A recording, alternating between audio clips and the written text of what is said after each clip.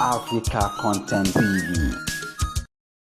Kíkà olówó aláwòrán kálẹ̀ sọ́wọ́ kójú òwúrọ̀ lọ. Ọdún egúngún làwọn ṣe mọ̀ṣẹ̀bà lọ́kùnrin gbogbo olóyè gbogbo orí adé pátápátá o. Ọdún ọlọ́lá làwọn ṣe ọdún egúngún ní tiwa. Ìbà fún àwọn ìyá mi tó wà níkàlẹ̀ àwọn bàbá mi. Ọdún egúngún làwọn ṣe. Ọdún egúngún làwọn ṣe.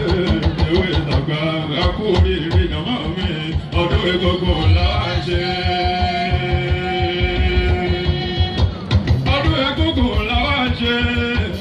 Ọdún egúngún làwọn ṣe. Ìwé ìtàgbà wọn kí wa kú oríire. Ọdún egúngún làwọn ṣe. Àpàlà ni àwọn àdàkọ́. Àwọn àdàkọ́ àpàlà ni ọ́.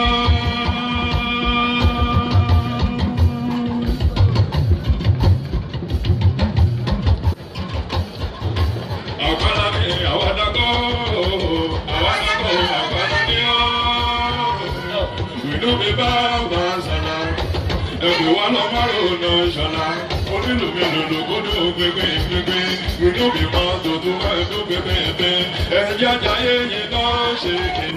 Not you walk on the music, and everybody do go, Mama, me come, you wale. I do wale, oh, yeah, ever do. I do a good one, I do a good one,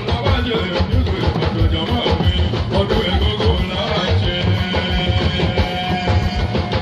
Báyìí wá ti yé ìjọ láti ká máa bá wọn yé ọ̀pọ̀ àgbà láti sún fáìnàlẹ̀. Ó ti kúrò ní ìdàtijọ́ ní ìjọba tún lè bó sì rí o.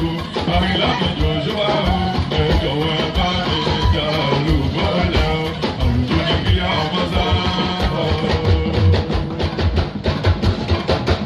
Gbogbo elékùn pátápátá.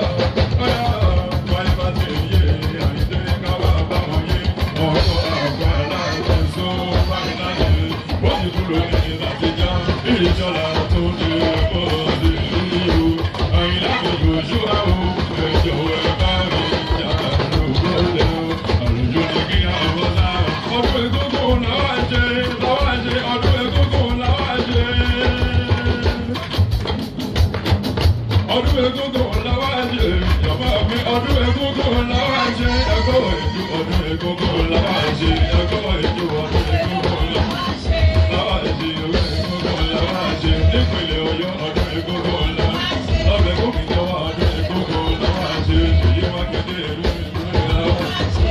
Ọmọ ìyá mi jí máa sọ ẹni jí lọ́kọ̀ jí máa sọ ẹni jí lọ́kọ̀ jí máa sọ ẹni jí lọ́kọ̀. Àwa olóore ẹni jí lọ́kọ̀, àwa olóore ẹni jí lọ́kọ̀. Àpàlà ni àwa dàgbọ́, àpàlà ni ìdóbi bá bá sàlá.